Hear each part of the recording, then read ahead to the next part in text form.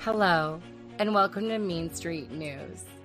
Mean Street News is here to provide accurate news to help citizens affect change in their local government and beyond. Being nice is overrated. It is time to be real. I mean what I say, and I say what I mean. The time to step up and step in is now. So please come join me, Katie, over on Mean Street News to discuss Ohio politics and beyond. I hope to see you there.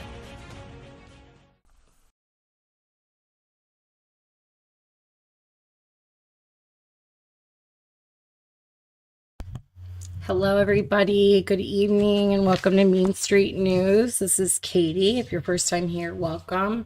If you are returning, welcome back. I have a guest tonight, a very special guest. I need to use him for something, but this is Chris. Chris. Hello, everybody. And this is my husband of forever.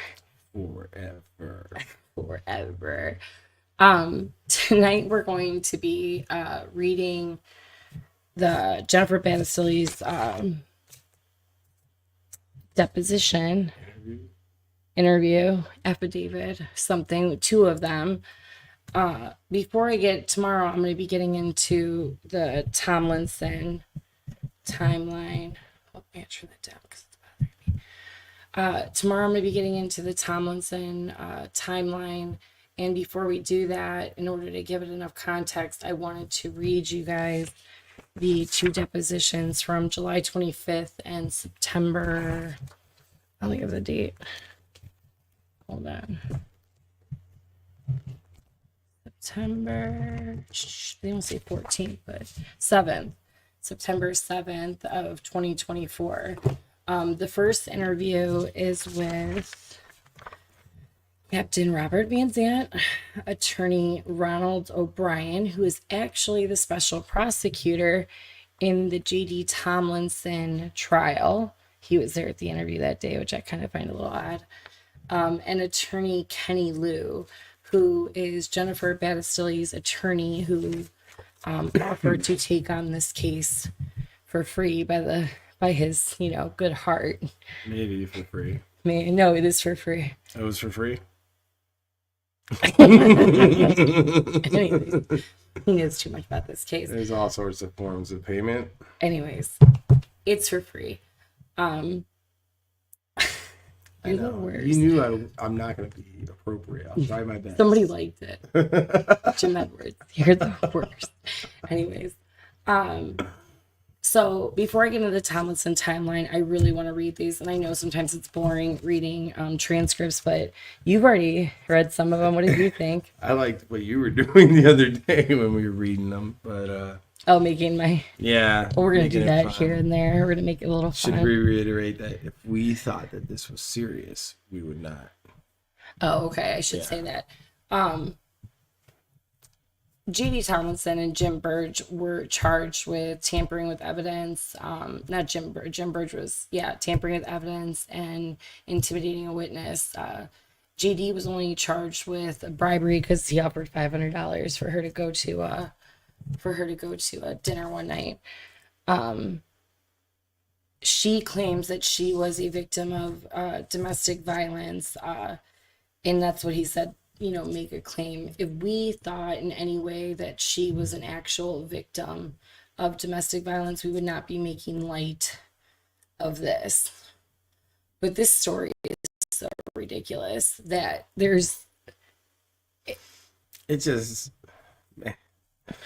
She needs help. She needs help. She needs Jesus. That's what I'm saying about it. She needs Jesus.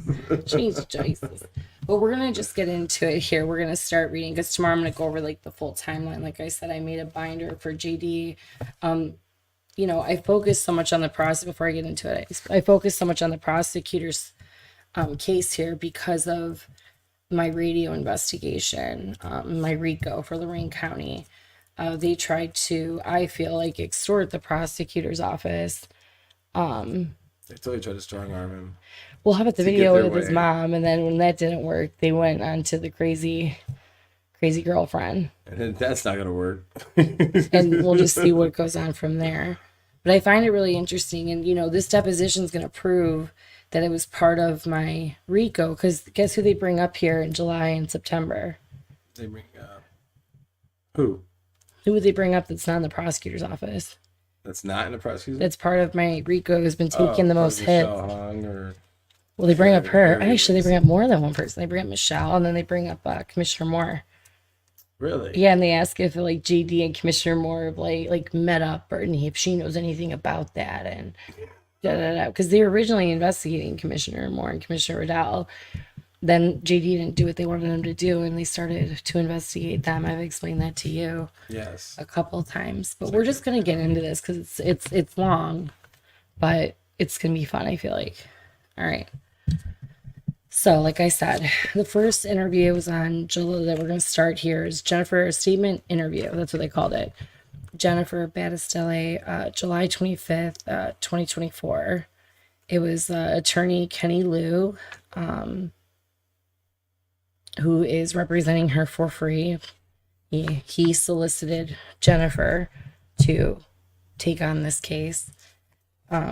Captain Robert Vansant, attorney Ronald O'Brien, who is the special prosecutor that's representing the state, I guess is what you would say, the sheriff's office, against the prosecutor Tomlinson and his deputy chief of staff, Jim Burge, and attorney Kenneth Lieux and Jennifer. So you're going to start right here. All right. I'm going to be playing the part of Mr. Vansant. Should be fun. Do you want to lock that in, or I guess that we will start with just to lay the foundation? When and how did you meet JD? I met him probably in 2000, so 2010, 11, 12, I don't know, a long time ago. It was through mutual friends. And then was it just in casual conversation that you would see him out in social settings? Yeah, then we became closer. Like he would come over if he had like a party or something. We used to host parties and events at my house. Okay. And what prompted or at what point in time he was your attorney? That's probably supposed to say, was he yours? I mean, that's what it says. Spell check on that. That's what it says. Yes. Can you tell me a little bit about that and what prompted that and how did that become that he was your attorney? I was going through a divorce, and somewhere along the line, my ex-husband had heard he works at the Ford plant. And there was charges against me with the kids and the car and everything.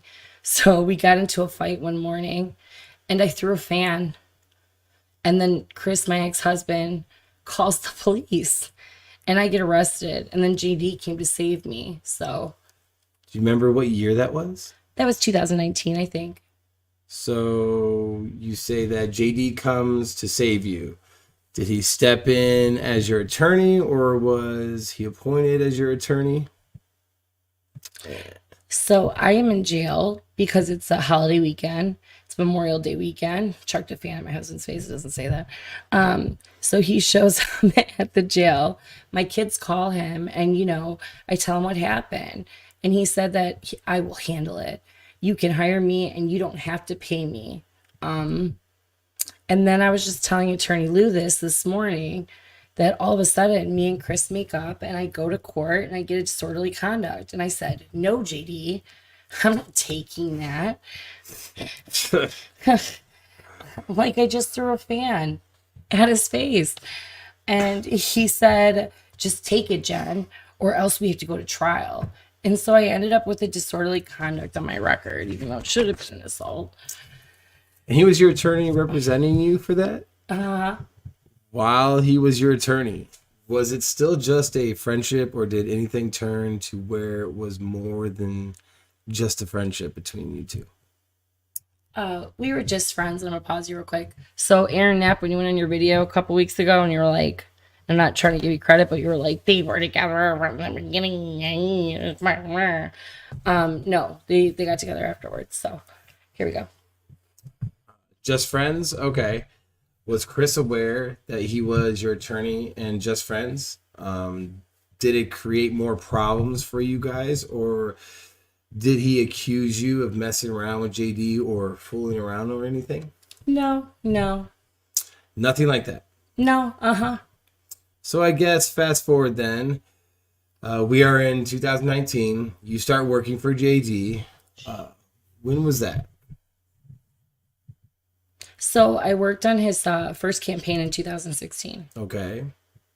I wasn't working for him. We were just campaigning. Okay, so in 2016, just kind of helping him out. Yes. Did he not hire you? No, it was just campaigning. No one gets hired. Now this is Mr. O'Brien. That was a campaign for what office? Prosecutor, and he lost. You gonna do Mr. O'Brien too?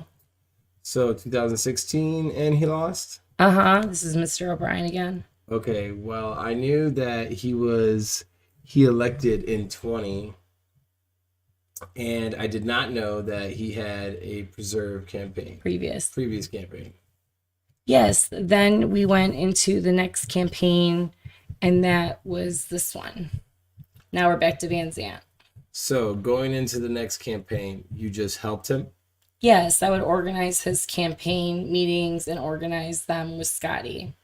So you had a business, right? Yeah, He did not hire you at all with that business? No, I owned a clothing store. So it had nothing to do with that? No. Okay. And then he runs for election the second time, wins.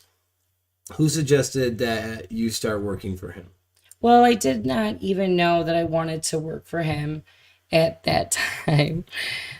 Because it was COVID, it was 2020, and I had to close the store.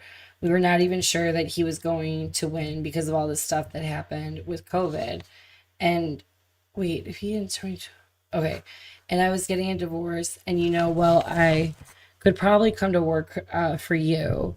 So I had to kind of see what kind of jobs were going to be available and if it was going to pay me enough. Yeah. So it was kind of like you just threw it out there and said that I could kind of come work for you. And then when did it come to fruition that he actually offered you a job and you started working for him? Well, we found out that Tracy, and I don't know her last right now, and Anne Marie were going to be let go.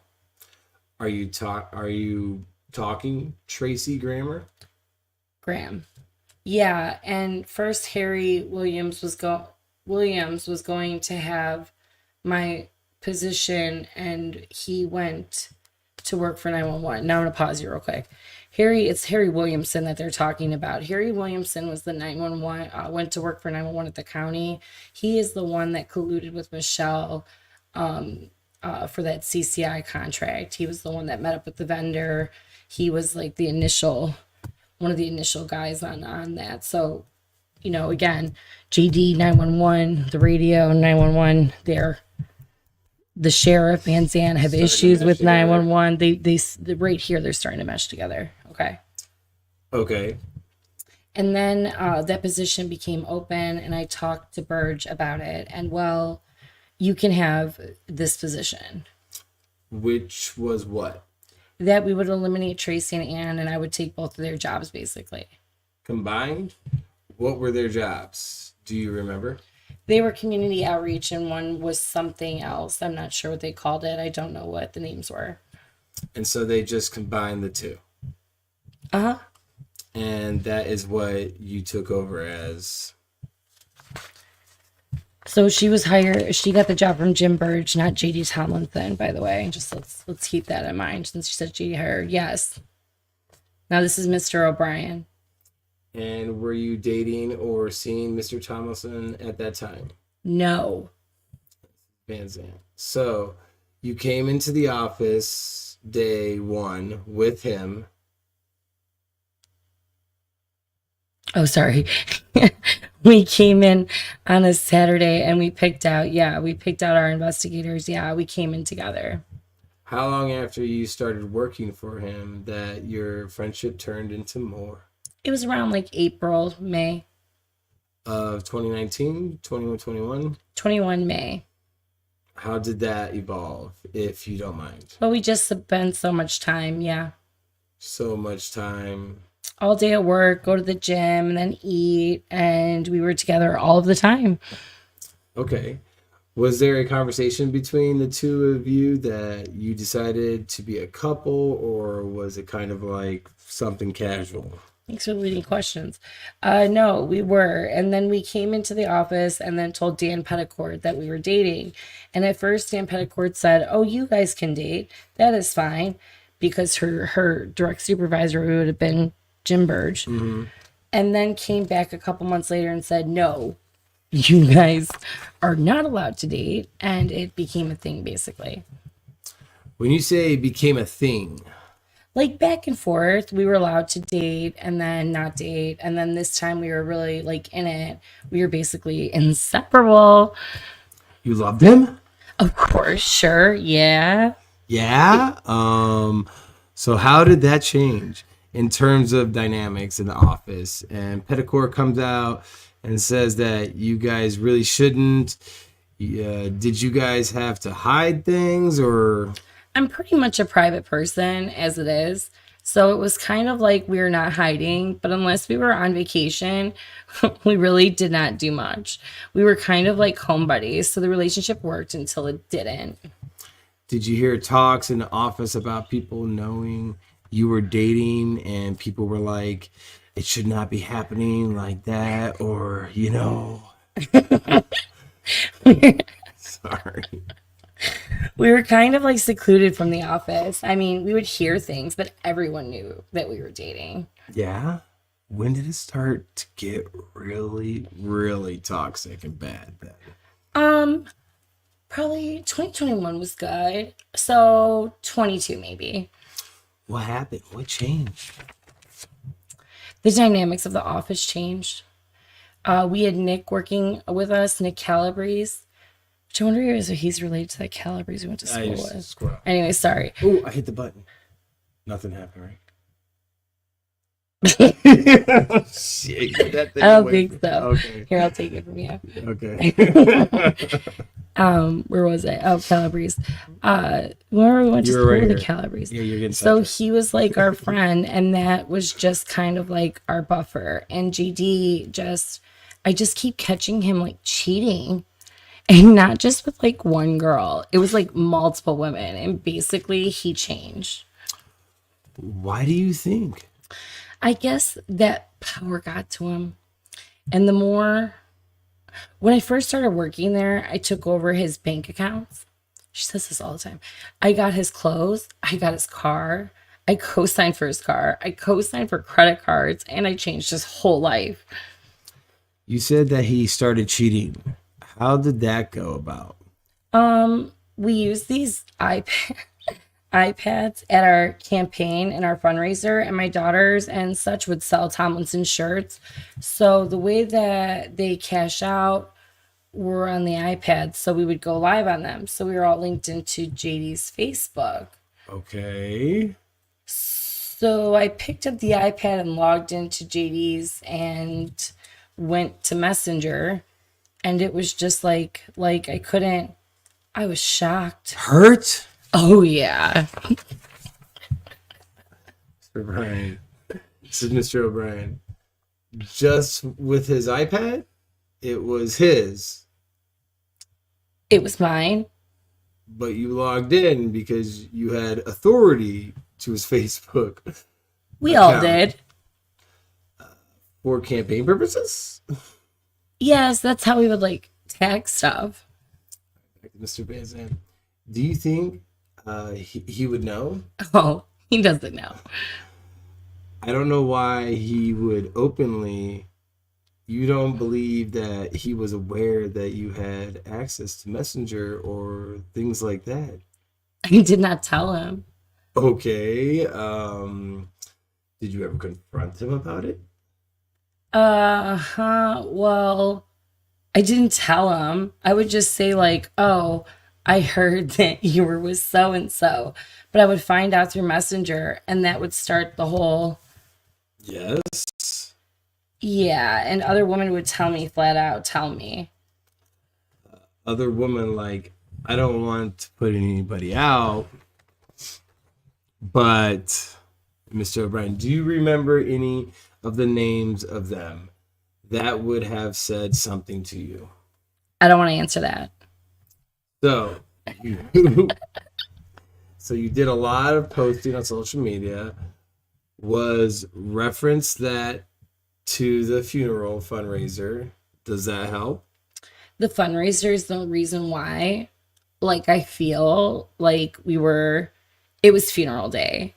I felt like it was just over because my family and friends hosted this event and it was a huge event and they put in $30,000 to host it. And I invited all of my people who donate. And GD shows up with this girl that looks like a hooker.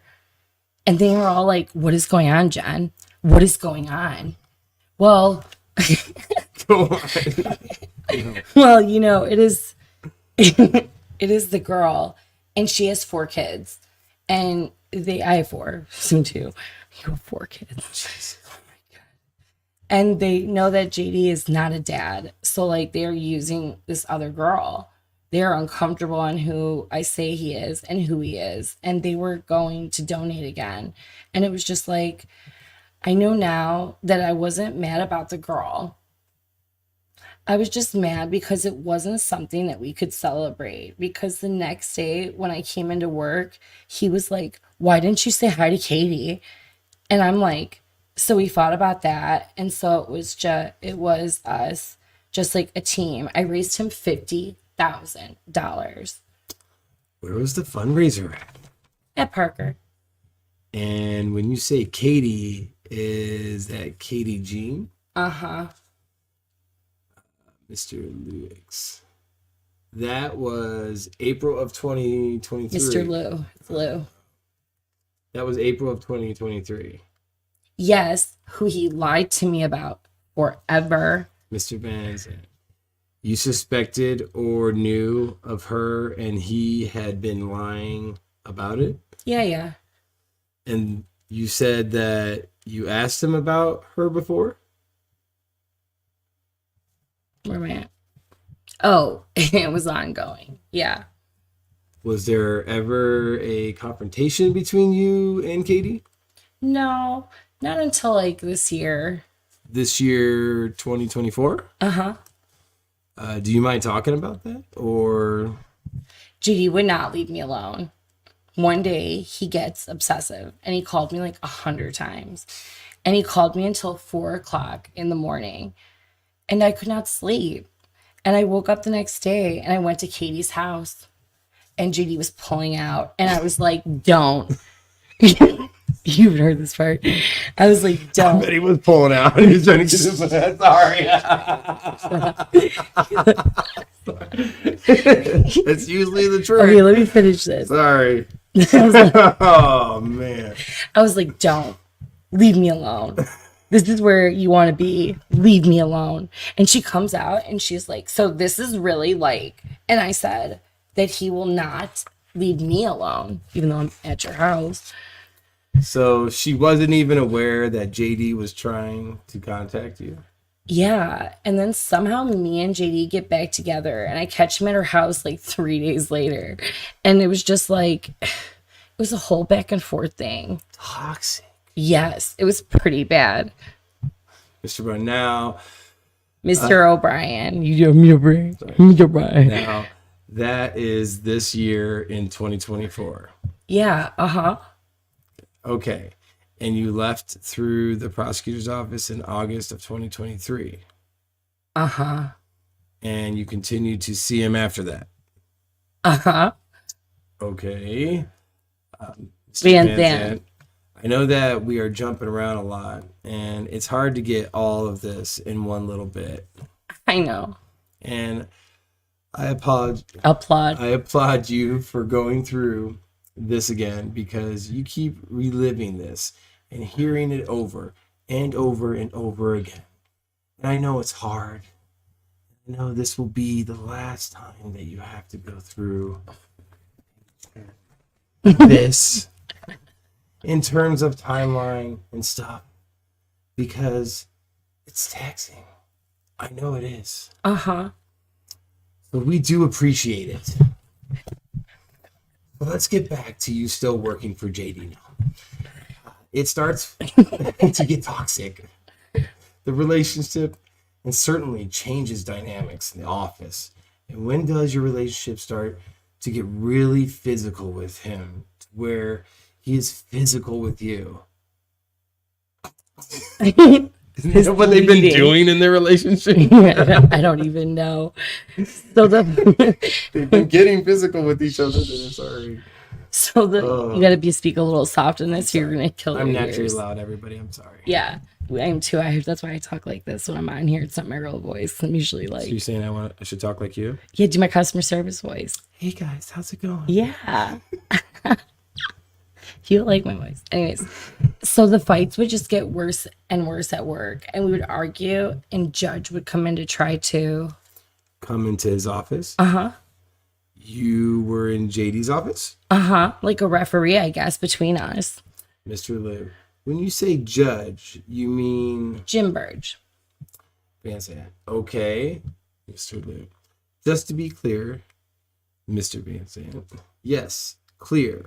Why were the arguments taking place in the office rather than at your house or his house? Would it just spill over, or was there not any time that you guys were not spending much time together anymore? Well, I felt like he had a girlfriend call me. How do you feel like you have a girl, like the girlfriend called him? No, look at. She said, well, I felt like he had a girlfriend call me. So a girlfriend called her. So some girl called her and she felt that it was a girlfriend because of all the women that he had rolling around him.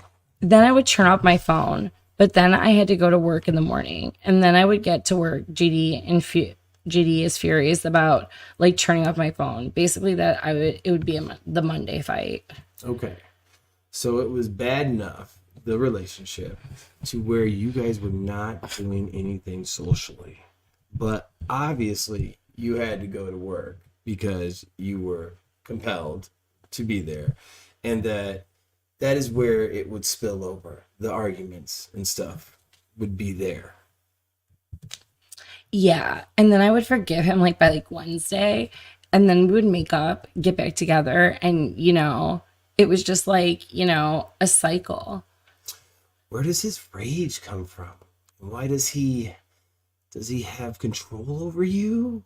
And he just has to have you in his life? And why would he get enraged and be so upset with you? I think it's over. It's just, he's a control freak. I think a part of him knew, I handled his whole life. So if I were to leave, I did his banking, everything. Okay. So I think if he were to lose that, his life would fall apart. Okay. I had asked about when it became physical, and you said that you would go to the office because throughout the weekend, you would shut everything down because he would just continue to bother you. And when you would show up at the office, the fights would start, at least the ongoing. Uh-huh. And was he physical in the office with you? Uh-huh. Can you explain or at least describe that? What he would do? Like, mainly just kind of like, I was never like, I just couldn't leave the office, his office. I didn't just mainly grab me or put his hands over my mouth because I would yell back. Oh, this is the best. What that woman just described. I don't want to say. Why? Sounds like what Michelle Hung might have went through. Sorry. I apologize for my husband. Okay. You know, infidelity in the office. It probably is covering your mouth so people don't hear you guys having fun. Sorry. Where are we? Not like it's not true. Oh, we're done. Wait, hold on. Oh, we're the fire me. Remember? Okay. Well, you are a strong-willed woman. I am like fire me. You know. Yeah. Why not leave? Why not quit? Well, I had a son that went to St. Ed's, so one of my paychecks paid St. Ed's, and the other paycheck paid for like gas and food. And I get child support and spousal support, but it covered my life, and it was like the perfect job. I had to pick up Chris in the beginning before he started driving and raise my son, and I was like, pretty much it was just JD and I because my friends got tired of our bullshit, and he became like my only person. Did you feel stuck? Well, yeah, I wanted things to go back to like 2021. Yeah. So would it be safe to say that you felt compelled to do whatever you had to do to keep your job? Yeah, if he's not happy, I begged him to switch me to a different department, Yeah. To include or even go to the extent of keeping him happy. Still having that sexual relationship. Still having the relationship as though you felt that. You wanted to keep him happy. And you would do anything that he wanted you to do. Yes, and I could handle JD. But when the investigators turned on me, it was a different story because I said now I have to work and fight with you and fight with your investigators. Why did they turn on you? Well, I know because Gary Longacre, they were kind of like in cahoots. Have Jen get mad at me and she will leave, and then Jen and JD will still orchestrate JD's life on the side. So, Is this something that you are surmising or surmising or something that of that Gary, what's his name? Longacre. Longacre. You're so dyslexic. It's okay. It's okay. Gary, Chris is a little dyslexic, so like really long. He sometimes flips the middle. Anyways, so don't think I'm like just correcting him. Gary told somebody that. Do you know who that somebody was? Told his wife, and his wife told another woman, and the other woman came and told me, which is hearsay. Hearsay. That's hearsay. Not if it went down the gossip chain. That's hearsay. It was totally legit. Legitimate. Who was?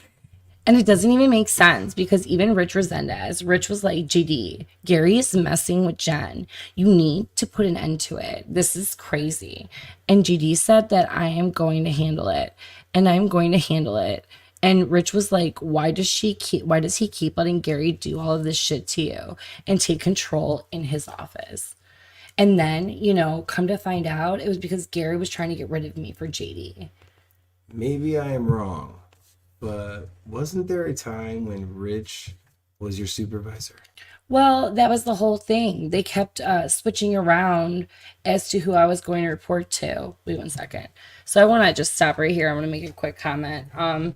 Rich Resendez is the one that investigated the discrimination claim and found her guilty of lying about the discrimination claim. So I have a really hard time believing that Rich Resendez was like, Gary Longacre is wrong, even though he knows that she just lied about lied about this guy and basically said he discriminated against a woman that he never did. You know what I mean? So I think that's a little bit of bullshit on Jen's end. And then another thing was they kept switching who she reports to. The deputy chief of staff was Jim Burge. So that's who was in charge of that office. He was always in charge. And then the other one was Richard Zendes, who I just talked about, was part of the investigation. Both of them investigated her. Both of them found her guilty. So go back to your question. Who was aware of you having this physical, toxic relationship in the office and did not intercede or at least try to get involved in trying to help you Are you aware of anyone, if anyone knew this was going on? I think everybody knew. I mean, we were loud. Sure. And you said that Jim Burge would come in and referee.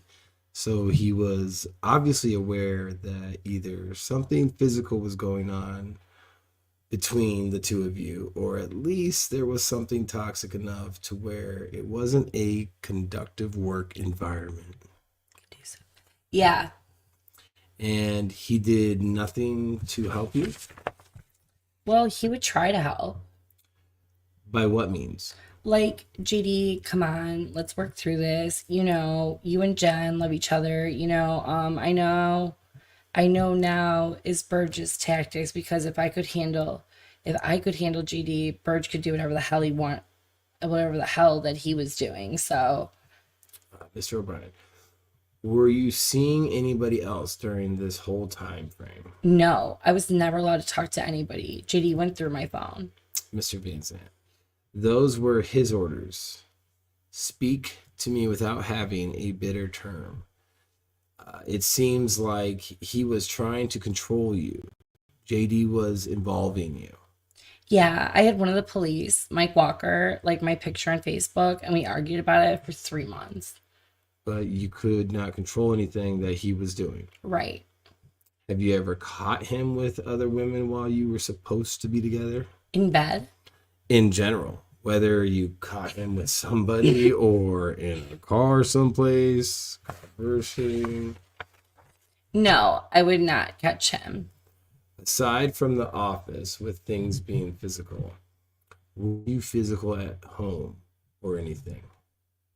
Well, I could not catch him because it was interesting. When does he even have the time to cheat? Because I was with him like all of the time. And I did not understand where the woman would even but then I found out that he would like see them at 1, 2, 3, 4, 5, 6 o'clock in the morning. Like he never slept. Sex in the shade. How did you find that out? Messenger. His Facebook account? Uh-huh. Mr. O'Brien.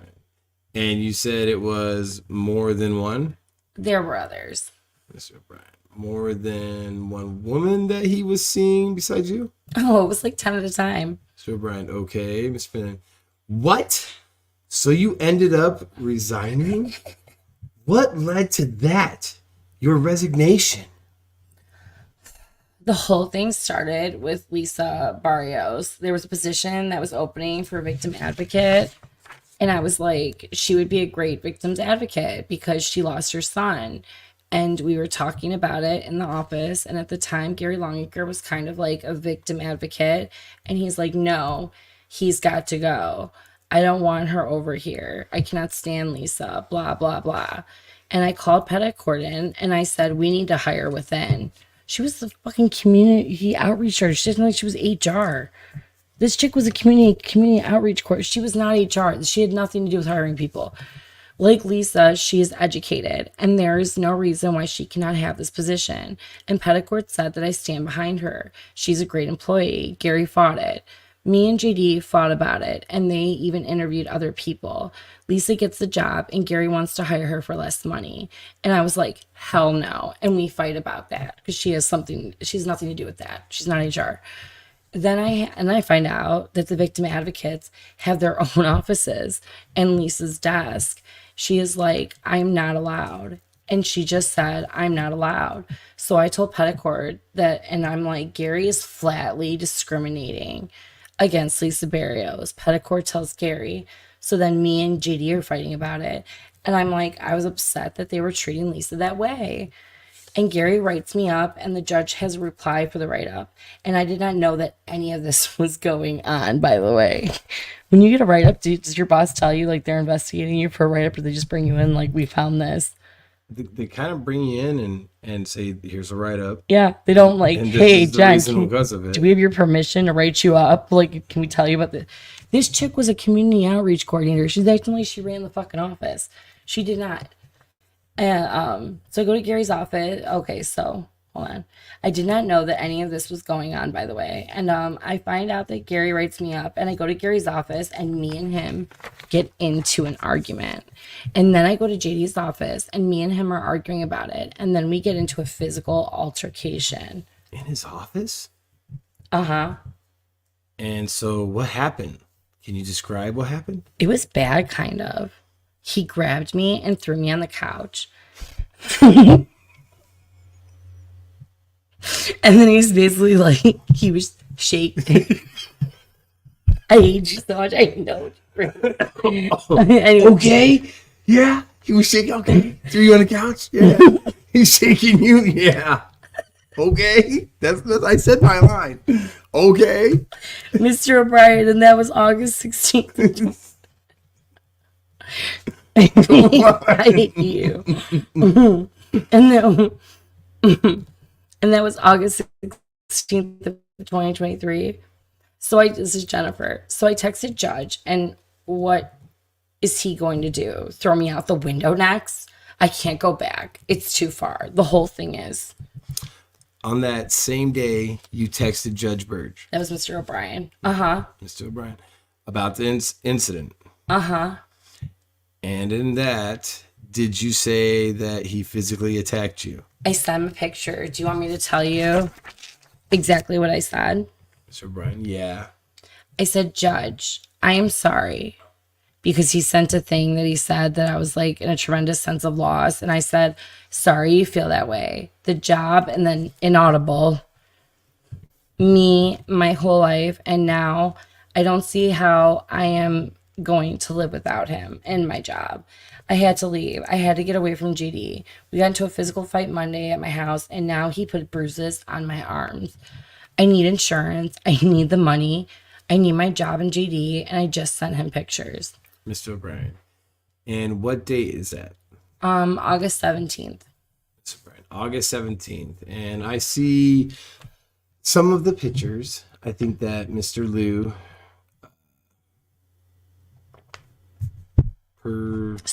pursuant to the subpoena by the state, and your attorney had given us some photos, which I just had here, which look like the same ones that you had on there. Uh-huh. Mr. O'Brien, are those the same that you gave on the subpoena? Uh-huh. They are. It's not Mr. O'Brien, by the way. Uh-huh. And that is on this. There is exhibit number, there is C-1 and C-2. Uh-huh. And those were your arms. And that was taken after the incident in Mr. Tomlinson's office. Uh-huh. And the text to the judge that you just referenced was, that was not the same day, and that was the day or two later? I sent that on the date, the 16th. Did I send that on the 16th? Mr. Lieux, that you left. Jen, yeah. Mr. Vansant, I think it was the 16th. Yeah. Oh, that's you. That's what you wanted to say after that. Yeah, I sent it to the judge on the next day. Mr. O'Brien. Okay, at least what I understand, you sent an email on August 16th. You were resigning, saying it was effective the day before, August 15th, Mr. Vansant. Going back, Mr. O'Brien, would you consider the incident in the office? I think that you said he pushed you on the couch, grabbed you by the arm, shook you. Would you consider that to have been an assault? Yeah. Vansant's probably like, yeah, what kind of assault? All right. Mr. O'Brien, you know what an assault is.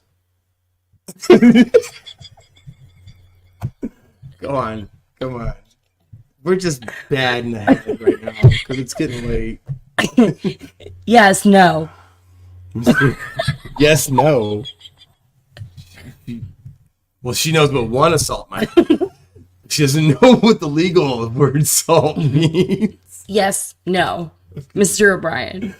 Okay.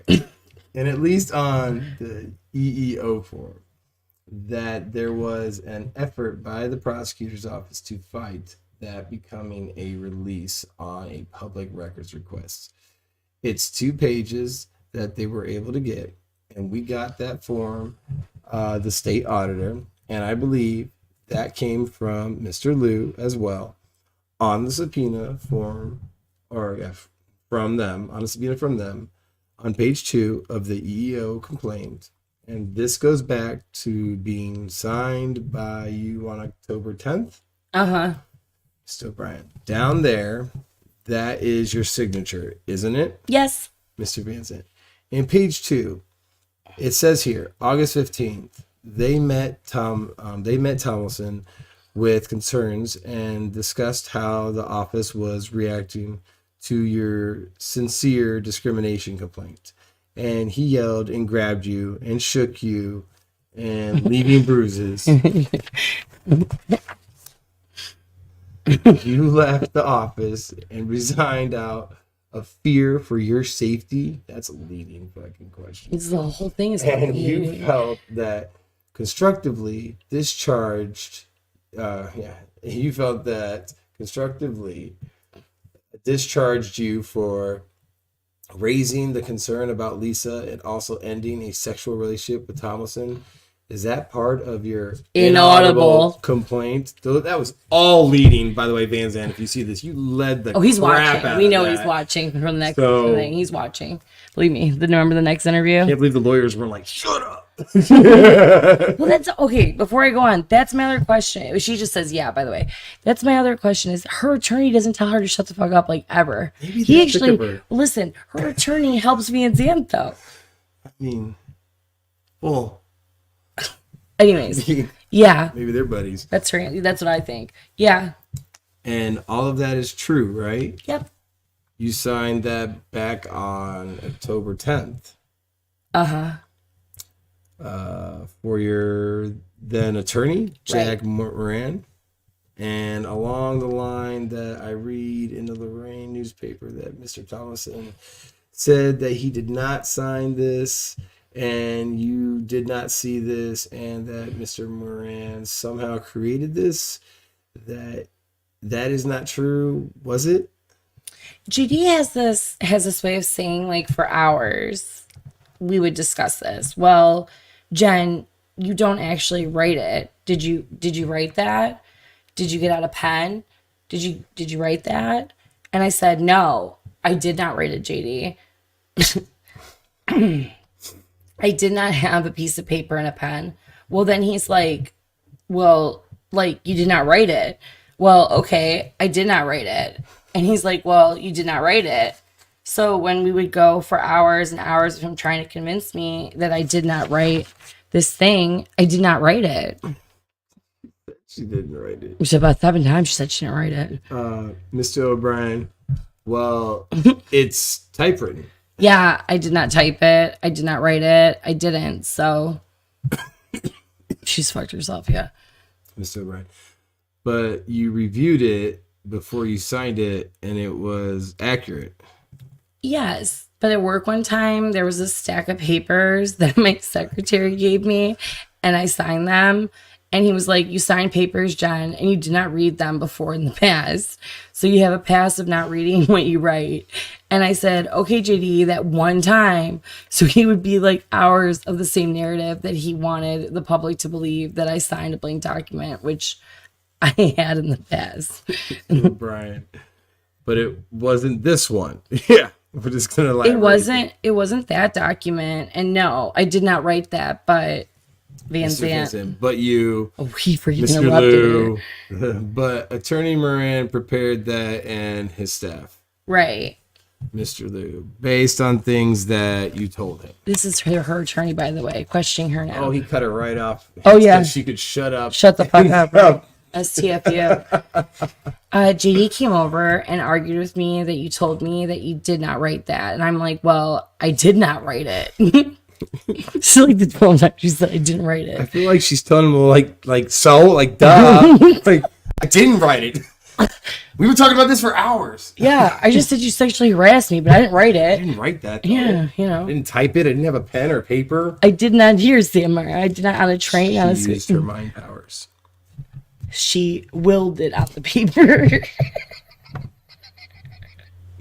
Anyways, we're horrible people. Yeah, we're not so bad. There could be worse. It could be worse. And I'm like, well, I did not write it. And he said, well, you did sign a blank document before. And I'm like, okay, JD. Vansant, at work, not at Morgan's office. Moran, sorry. right. But he would refer it back to the point where 3 hours later, fuck it, I wrote it. I don't know. Say whatever you want, JD. Mr. O'Brien. But he was trying to get you to backtrack what was in this EEO complaint. Is that fair to say? Yes. Mr. Vansant, even to the extent and some of the stuff that Attorney Lieux gave us subsequent to the subpoena from the state auditor, there was an affidavit of Jennifer Battistelli in here that Jim Burge referenced on 2 occasions. You backed out or just didn't sign. Are you aware of that? Okay. So then they had this where they wanted me to meet the judge because I have not physically seen Judge and they know that I love Judge. So JD would say, Jen, I just need you to meet Judge. I just need you to meet him and talk to him. And then he's going to have you sign something. And it's just saying that it wasn't between you and I. It was all about Gary because it was about Gary. And I said, no, I'm not doing that. So I never signed anything. That's a lie. She signed a piece of paper saying that she didn't say discrimination. Well, not if there was no paper or pen. But she did. You're an asshole. She did. She signed a document that says, like, I'm guilty of falsely accusing somebody of discrimination. You never seen it? I did. I put it up on the last episode. That's my line. Oh. No, they sent it. And this is her attorney. Mr. Lieux. That was in February, the time before, right, Jen? Yeah. Mr. Lieux. It was after the settlement and after you resigned. Mr. Vansant. Right. Mr. Lieux, when they were trying to get you to sign an affidavit. Mr. Vansant. Is it hard for everybody to see? It is hard for everybody to see, but it's this one, correct? Yeah. Mr. Vansant. Okay. And that is the one that says affidavit of Jen Battistelli. Sorry. Where it talks about going into the EEOC complaint and the settlement had nothing to do with you being difficult. I never seen this though. Where did this come from? Mr. Vansant. This was in the Mr. Lieux, no. And that was in the stack with the auditor, Mr. O'Brien. Do you have handwritten?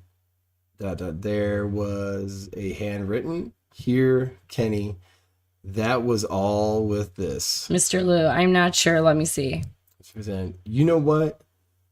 You are right. Mr. Lieux, that is handwritten. It was in the stuff with the auditor has that is handwritten notes.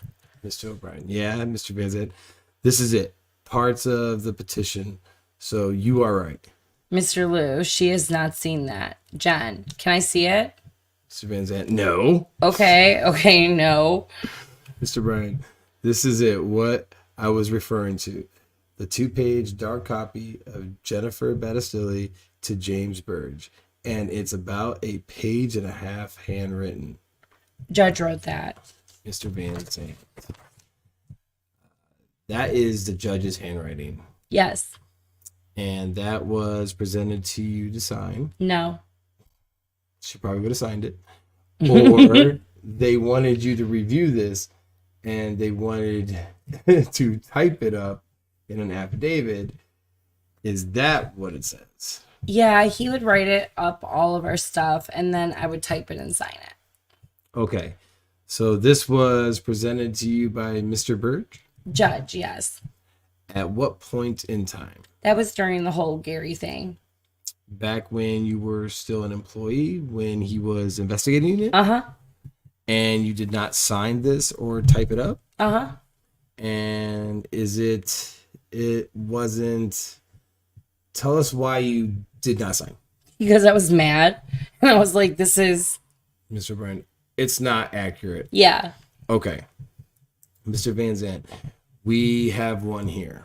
Mr. Lieux, there was so many papers. Mr. Vansant. Yeah, so many papers. Mr. Lieux, Bob, what you just showed me, she has not seen that prepared affidavit. Right. Mr. Lieux, there are overtures and emails to Jen trying to get her to sign an affidavit. Mr. Vansant, an affidavit, but that's not that. Mr. Lieux, that is what they wanted her to sign, but she never did. Mr. Vansant. They never did, and it was prepared. Inaudible. Prepared it, and some talk of affidavit prepared by Wickens, Herzer and and Panza the law in firm. February of 24. But you were aware that at least he was trying to get you to sign it? Or sign something. Something. Yeah. That is fair. When you were talking about Lisa Barrios and the promotion, at this point, you and Gary Longacre had already had it out. There was bad blood between you already. He knows a lot. Yeah, uh-huh. Okay. And do you feel, in terms of the EEO complaint, that they are just using Longacre's escape mechanism to draw away the attention for being in your words, that you felt that you were assaulted in the office? I think it was a huge combination. I was furious about Longacre, so I wanted my complaint to be about him as well. Yeah. Okay, Mr. O'Brien. So it was a twofold complaint. Yeah, and I did not want the stuff between me and JD public, so I was just going down this road, and well, it all became public anyways because, yeah.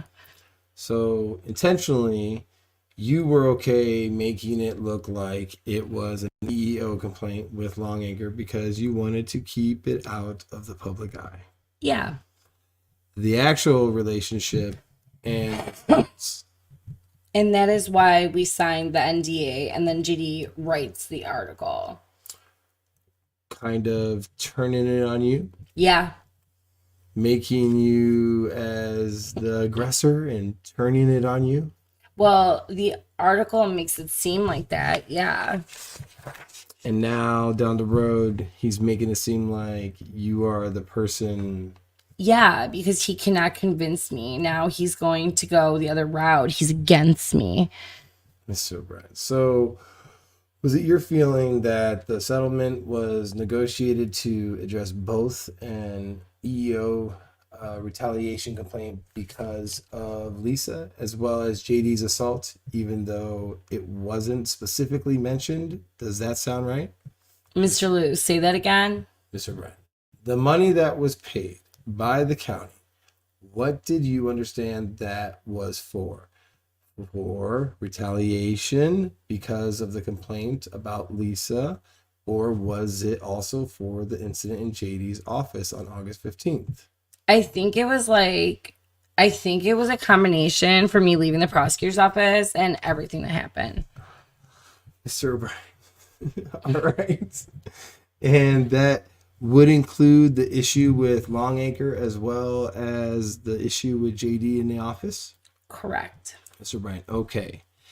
This next one's so you resigned. You resigned the office, and is the relationship done at that point? There is no contact between you two. Is he begging you to come back at any time? For about, I left. I blocked him for about 2 weeks, maybe 3. And then I don't know how we ended up being back in contact, but we ended up being back in contact. Yeah. Who pointed you in the direction of Jack Moran? I got him from Brent Buckley, my attorney. And that was simply to settle the EEO complaint that you already filed? No. Or did he file it? No, I was going to go because Brent is my attorney and Elizabeth, who does that kind of work in his office. Well, Jen, I will send you to somebody else. It was not something that she handled. She was like, I have somebody for you. And that is how I got stuck with Jack Moran. And you laid it out to Moran, beginning to end. He knows it all. You tell him everything? He takes my phone, my laptop. Mr. Lieux. He loaded her phone. He downloaded. You read that thing. Mr. Lieux, he downloaded her phone, laptop, and a couple of years of stuff, right? This is Jen. So to support the toxic relationship. That's Vansant. Mr. Lieux, the toxic relationship, her feelings. Vansant, inaudible. I hate when they do that. Mr. Lieux, in the workplace. Vansant, okay. Mr. Lieux, recordings that she had. Mr. Vansant. And then the talk started between Moran's office and JD's office in terms of the settlement. Yes, he calls and he said that Petticord is talking, and then they reached. I'm not an attorney. They reached an agreement. Yeah, and he said, "Would you agree to this amount?" And I said, "Yeah, that sounds fair, and that would be the end of this year and my pay for the next year, and that would be my term with GD." So I felt the amount was fair. There were some dates that were thrown out that it had like deadlines and it had to be done by a specific date. Who came up with the date? Was that something that you needed it done by, or was it Moran who kind of said, let's get it done by this office or by this date? I mean, I wanted it done fast, and I would get Jack and say, like, come on, I wasn't working either. I did not get unemployment, like I said before.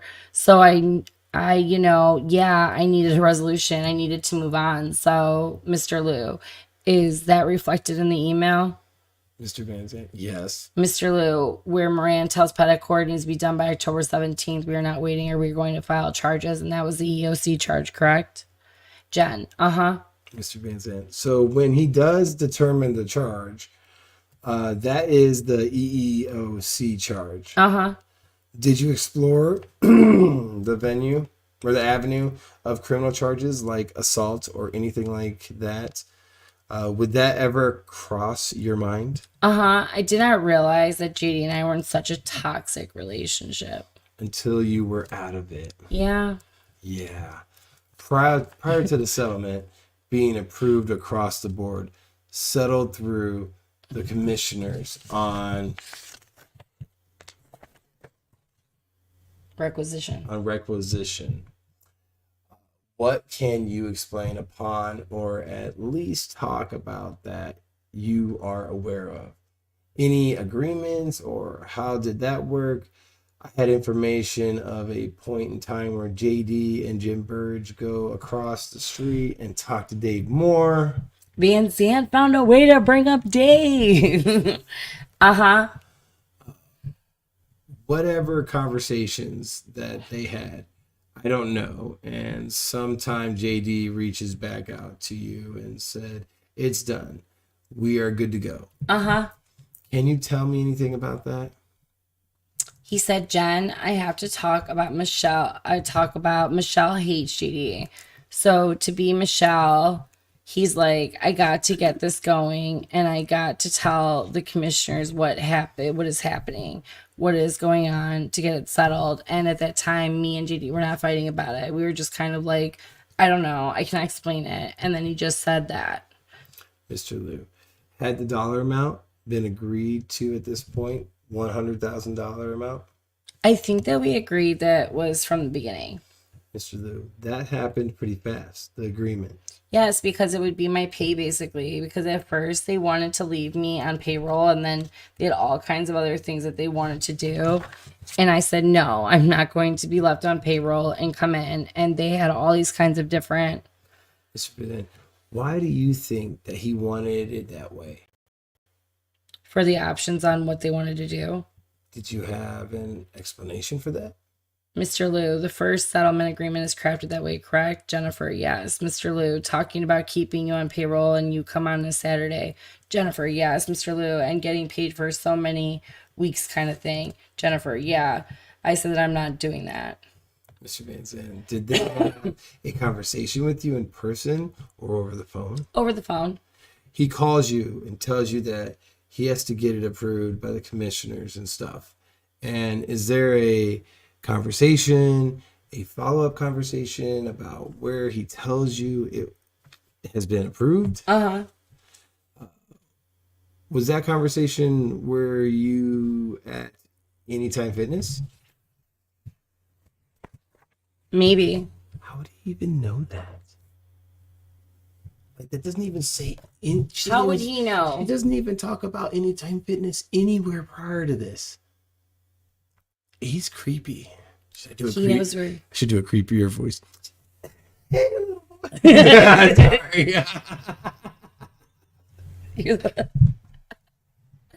All right, come on.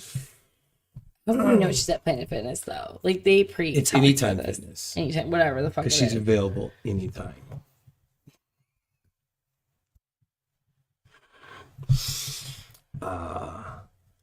Where am I? Oh, maybe. Is he there and you have a conversation there? I don't know that answer. Okay. And we were also there. Apparently there was a time that he met you there and you had to let him in the door and you guys were on the treadmill talking about it. Does that ring? Whoa. How does he know that? She must have told him that. Oh, yeah. Probably through their little wonderful fuck updates. Anyways. Texting that they did. Sexcapades. Oh my God. Sexting. That's wait, remember this next conversation that we've never, ever met. I'm not in love with you. Anyways. Oh, this shit gets better, people. Where were we? Oh, we were on a treadmill so I don't know. So it's hard. It might be. Anyways, that's what he said. We could have. That is what we did. We worked out. Okay. That they worked.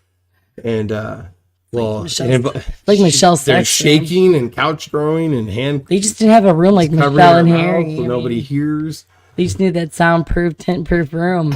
They need that key. Maybe they should have hooked up with Michelle. You know, swinging. Okay. And how about the time that you were on the treadmill yourself and the phone rings and it was JD and you were having a conversation with him, and I don't know if it was on speaker or not, but information that I got is that you were there on it and the phone rang and it was JD, and that is shortly after the amount was agreed upon. And I know it's hard now. Yeah. But back then, might be hard now. Can you pinpoint? If you don't know, you just don't know. We talk all the time on the treadmill. I don't know. Mr. Brett, going back to something that Mr. Lieux asked a minute ago, is it your understanding that from the very beginning, I want my salary for this year and next because that is JD's term? Mr. O'Brien. And that comes out of the 100K. Mr. O'Brien. And that is what I take to settle both of these or everything that I have a grievance about. Yes, I think it ended up being 150 with insurance. Mr. O'Brien, I see. And it came down to 100. We cannot go over 100, so I said fine. Mr. O'Brien, so in the terms of being negotiated, you started at 150 and then eventually it was at 100. Gotta pry the truth out of this one. And that was for the whole ball of wax. Yes. For whatever grievance. Yes. Mr. Bryan, that you had that included the discrimination kind of issue as well as the incident in JD's office. Is that correct? Yeah. Okay. Mr. Vansant. Did JD ever have a conversation with you about how they were going to go about getting this approved through the commissioners? I don't know. Were you not part of that or anything? No. Oh, Vansant, you're fishing, bro. You're fishing bad. You're desperate. He's trying to catch Dave Moore. I mean, just trying to catch somebody. This is the third time that he circles back to the commissioners after she's told him multiple times. He's fishing. No. Yeah. He's fishing. And she says, no, Mr. O'Brien, you raised the NDA's side of things, saying that we need to have an NDA in it. They did. I mean, they were like... Mr. O'Brien, they, Petticore, they, Burge, they, JD. Yeah. Mr. Vansant, did they explain why they wanted it? Well, I wanted it too because I was like, this sounds great. I can talk. I can't talk. He cannot talk. It's perfect. Mr. Brand, right. That would be a perfect solution. Mr. Brand, but they raised it first. I don't know. I cannot answer. Mr. Brand, okay, well, that is why I asked. Mr. Vansant, so you resigned and get the settlement and the NDA is in place. And when does it start to get really, really bad after the one? He had come out and was trying to convince you, and then I say they, I am JD and Burge, and they are trying to convince you to retract everything and aside with them again. When does this start? So JD and I really did not talk about the case. Like, even when I was rereading all of the text, we really didn't talk about it. It got settled, and I remember saying in the text, oh, I got the check, or Rich brought the check over, or something like that, I think. But we never really, he wasn't angry about it at the time. And then the story came out about Jack, my attorney, and he said, Jen, it's Jack. It's Jack's fault. And I am like, what did Jack do? Why are you attacking Jack? Leave Jack alone. That started with the last year after the settlement. We never talked about it. By the way, it hasn't, last year after the settlement. Yeah. We have never talked about it. Mr. Lieux, I think when the Barilla lawsuit got filed, I think that was in December. Jennifer, up to that point, JD and I never, in the text message, you deserve the money, Gary was wrong, blah, blah, blah, blah, blah. Mr. Vincent, he says that Gary was wrong? Yes. But he promoted Gary and gave him more money. Yeah, and then we would fight about that, and I'm like, how are you going to promote Gary? And I could tell you that Gary wanted my job, and he got it. The Barilla suit comes out, and that resurfaces things again. And he's now wanting to make it seem as though it was Moran who did all of this, and trying to put it in your head that Moran is the one that did it, and Moran is who did it, and Moran is driving this bus, but it wasn't true. No. So did you feel as though JD and Jim Burge at some point in time was trying to talk to you, to coax you, to at least convince you into retracting things? I think they were just trying to save their asses. They were just trying to find a way. Did you feel as though it was getting to a point where it was kind of like harassment? I just leading like a motherfucker. I just got tired of talking about it. Fighting about it. But they kept on going. But they kept going on and wanted you to change your.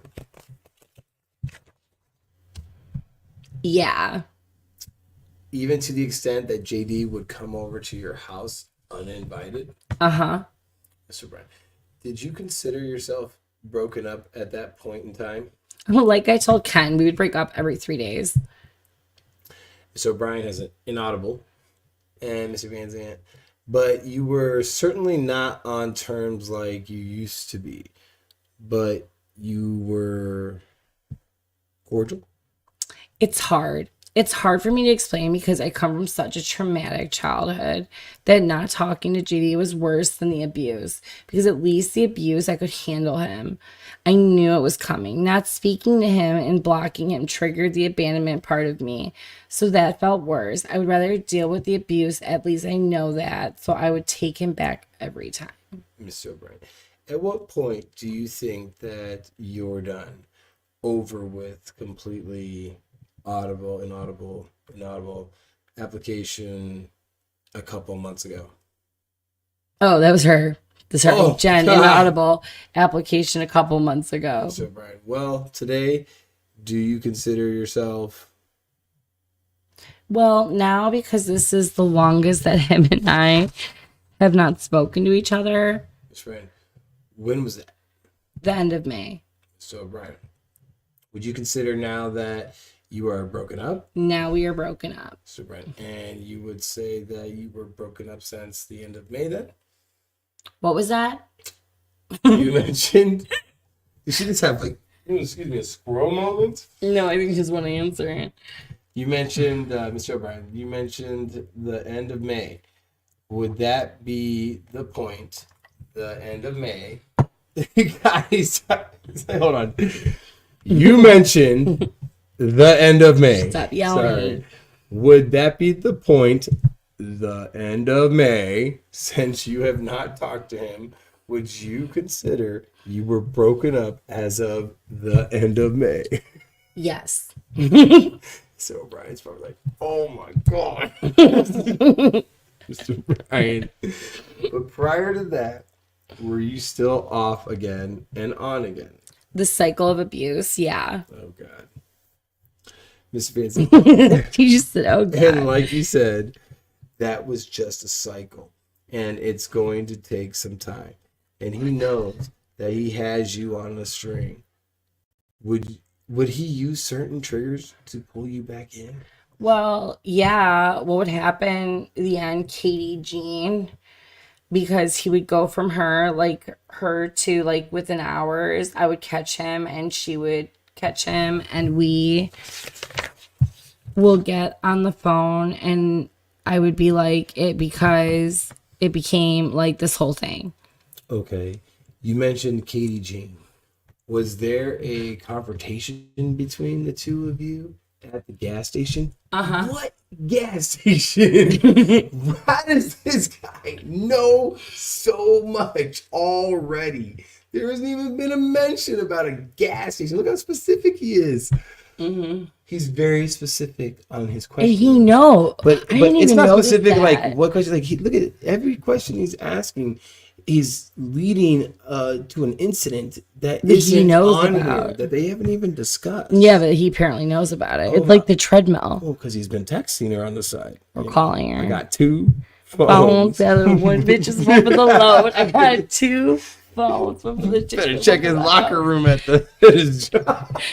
Betsy, you better get on that. We got Sergeant so-and-so. Got two phones. Destroy this if anything. One for the bitches and one for the load. Just joking. These are our assumptions. Where's the theory? It's all an assumption. It's all an assumption. Where am I? Except based on their statements. There was conversation between you two at the gas station. Uh-huh. Can you tell us about that?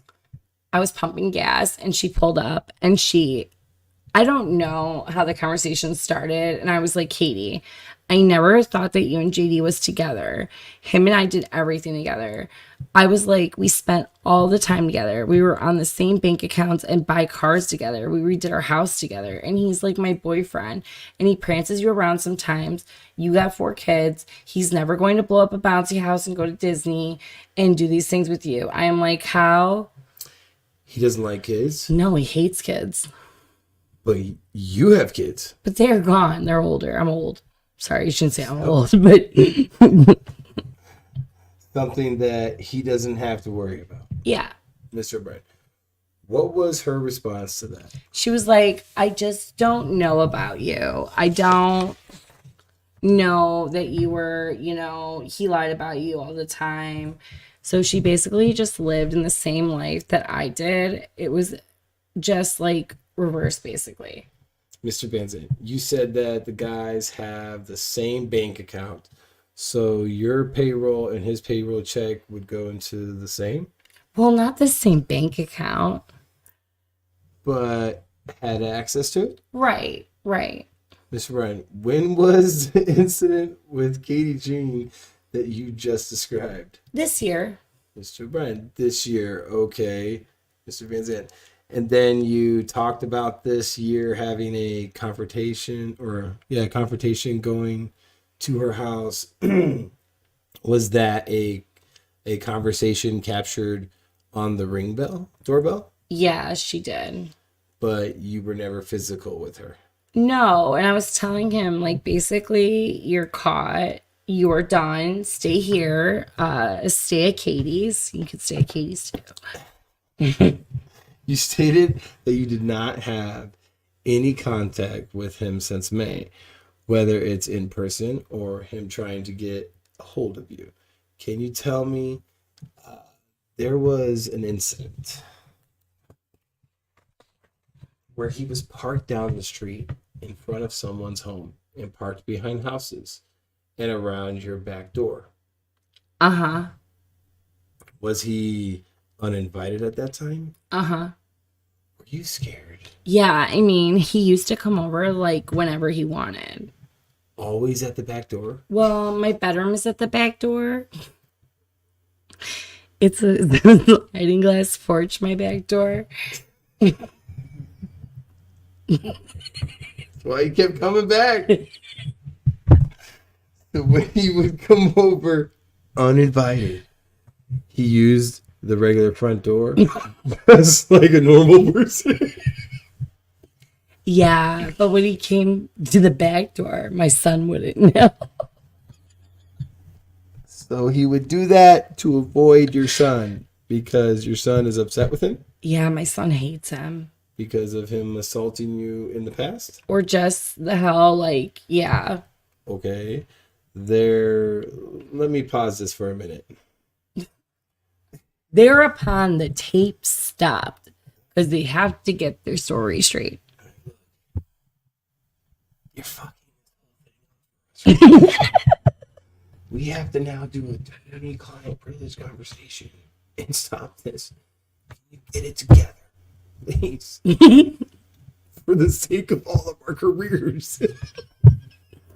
We're all going to be fired. That sergeant definitely is. He's gone. Captain, whoever. yeah. The He got a promotion Vansant. after he went after the commissioners. Oh my god! Yeah, he got a promotion. He did. He was a sergeant, Vansant, and then he went after the commissioners, and then he got promoted to captain. Yeah, but they gave him the promotion so he could compensate for the loss he's about to get it. Because he's gonna get this whole thing is damning the private Oh, conversation. it gets worse. The second one's worse than the private first one. conversations. Well, how about the next one we're reading? It's worse than this one. That one goes into like, I was never in love with you. Stay on record, bitch. Anyways. That's crazy, dude. All right, now they're back on record. We're take down with our love break. Vansant. Okay, we're back on the record here. So I think that we left off where JD would come over and visit and kind of pressure you into retracting or recanting, but he would sometimes come back to the back door because he did not want your son to know that he was there because your son was upset because of the toxic relationship in the past, everything that you have been through and everything that he put you through. Hold on. Holy cow. Was all of that leading? I mean, just ask her for her number, dude. Just You did. In January, he said, you help me, I help you, we'll help each other, you help other people, helping everybody. go on. Anyways, well, GD was at the house one day, and I heard Christopher, so I went upstairs, and my son has a knife, and I'm like, oh God. And if he doesn't leave, he will stab him. And I'm like, I cannot, this can't happen. And I'm like, GD, you can never come to my house, and Christopher hates you. And if he tells his dad, it will just be this whole thing. It will just explode. So Does Big Chris know about your whole relationship with JD? well, he found out in the paper like everybody else. How has that been? It was bad because Chris and I dated when we were 16 and we were always very close even when we got divorced. There's still a history. No, he would like help me and he would come over and help me with the house, and now we are not even like, he's mad at me. Does he feel betrayed? Is that why he is mad at you? Well, not so because he talks. I feel bad for you because I know how private you are. So yeah, he's Yeah. like, you shouldn't have gotten involved with somebody like JD. Okay. Mr. Brown, let me ask you this. When you were hired, you were not seeing him, correct? Correct. So him giving you a job, so to speak, was not because of a personal relationship. No. Did you ever feel at any time that he did work, or that you did work there, that he either gave you a raise or gave you time off or let you come in late because you were dating him at that point in time? No, it was actually the opposite. We got into a really big fight about. I found out another director of public relations of the county made twice as much as I did.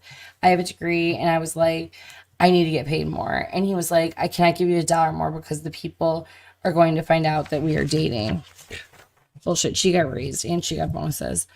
And I went to Petticourt and the judge, and they were like, she deserves to get paid more. So no, he never wanted to give me any special. So you actually think that he hurt you from the financial standpoint by seeing him? I wanted my own office. Everyone else had an office, and I was the only one. And I was not allowed to have an office because I could not leave JD's site, and I can't even make friends at work. Okay. So no, I don't think that he gave me any special privileges. There was an article in the newspaper. I wanted to say it was May 31st. That said Very something specific about date. a visiting judge who was appointed to assist the sheriffs in the investigation, and there were some texts between you and JD, I believe, that day. And then the next day, there are two of them here. These are marked as exhibits D1 and D2. Do those look familiar? Are these of this year? Yes. Yeah. Now, if they looked familiar, why would she have to ask of the year? Right? He asked her, do these look familiar? She goes, oh, are these of this year? Well, if they look familiar, then she would know. I don't know. Yeah, exhibits. She's D1. just dumb. Yeah. Right. Okay. And at least on page D2 here at the top, there was a discussion. Wait, is this his phone or my phone? Oh my gosh, she doesn't even recognize it. Well, her phone has a big black recording bar on the top of it, so she should recognize it.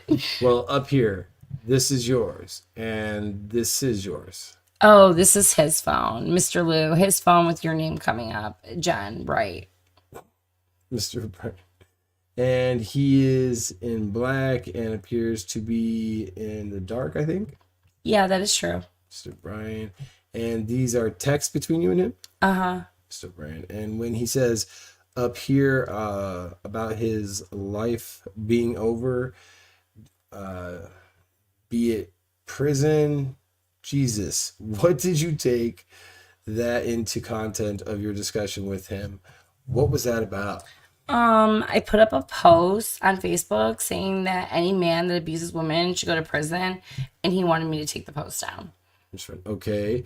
Did it have anything to do with the newspaper article that day when a visiting judge had been appointed on the case? This was about, like I said, about a post that I had wrote. Does it have anything to do with the newspaper article? I don't think so. Okay. I am good. Thank you, Mr. Vansant. I don't have anything else, Mr. O'Brien. I cannot think of any other questions either. I guess the two final points that I wanted to make sure and reiterate: the EEOC complaint that we talked about earlier, that is all fictional. You signed it, or factional. You signed it, and it's under oath, and you don't retract anything that is in there, correct? No, correct. Mr. O'Brien. And at least from our ending discussion here, did you feel that over a period of time that JD and others in his office were attempting to get you to retract that part of the EEO complaint about the incident in his office? Yes. Specifically, JD Tomlinson and Jim Burge? Yes. And did you feel intimidated or harassed by their continued efforts? Yes. She doesn't know what it means. She doesn't even know what assault means. She knows what one kind of assault means. She might know what assault She knows what one. Those two are toxic, and that's why they were together. So she knows what. Sorry. Okay.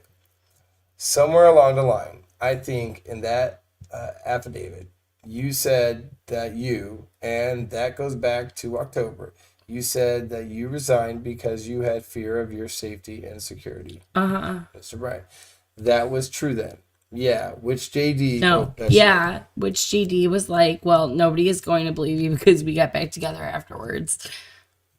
Mr. Bryan. That's true. Oh my God, they deserve each other.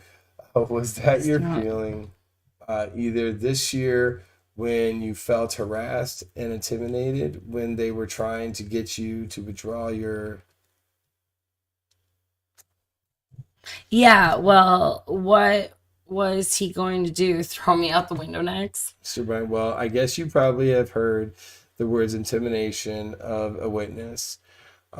You are obviously a witness in this. Did you feel as a witness their efforts were trying to intimidate you?